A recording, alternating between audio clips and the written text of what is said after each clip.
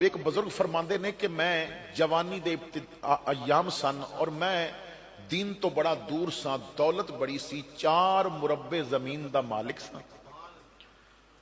एक बड़ा नाम, बड़ा टैका इलाके विच के बहुत बड़ा जमीनदार है।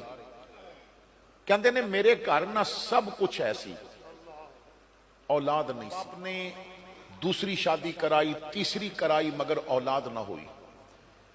कहते ने मां बाप ने कहा चौथी शादी कर लै, अजे इजाजत है, 4 बीवियां की इजाजत है। तो उन्होंने मजबूर करके मेरी चौथी शादी करा दी। कहते ने कि साडे घर विच ना नमाज नहीं सी पढ़ी जाती, मगर मेरी चौथी बीवी जिस दिन दुल्हन बन के आई ना, उन्हें पहली रात जो मेरे घर गुजारी सी, उस राती भी उन्हें तहज्जुद दा मुसल्ला बिछाया। उन्हें तहज्जुद दी नमाज पढ़ी, फिर फजर दी नमाज पढ़ी, उन्हें कुरान की तिलावत की। ये पहला दिन सी मेरे घर विचों ना सूरा यासीन की आवाज आई। ये पहला दिन सी कि मेरे कमरे विच मुसल्ला बिछिया। नई नवेली सी, जरा नए लोग सन, 2-4 दिन देखती रही। कहते ने कि फसलों की कटाई के दिन सन, तो मैं सारा दिन जमीना ते जाके फसलों की कटाई देखता रहता सा। शाम को वापस आता सा। 3-4 दिन गुजरे। मैं आके ना थका हारा अपने बैड ते लेट गया, ते मेरी बीवी आके मेरे पैर दबाण लग पई।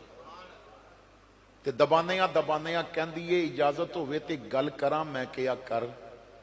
कहती है इजाजत दियो, तुहानू फजर वास्ते ना जगावां।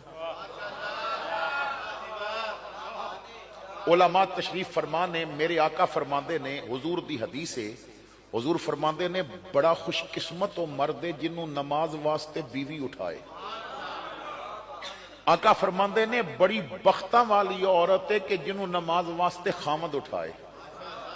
मेरे भाइयों हदीस अज सुन लीजिए ना, जिन्हां जो शादीशुदा ने घर जाके ना बीवी नाल मशवरा कर लैन, हुजूर दी हदीस दा हिस्सा बनना है। एक दिन तू फजर वास्ते उठा देवी, दूजे दिन मैं फजर वास्ते उठा देंगा।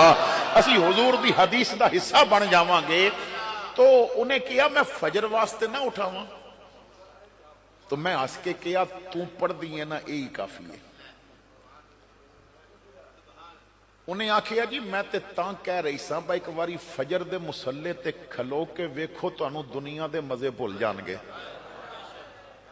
एक बारी मुसल्ले दा मजा लवो, तुहानू पता चले कि इस मुसल्ले विच की लज्जतां ने।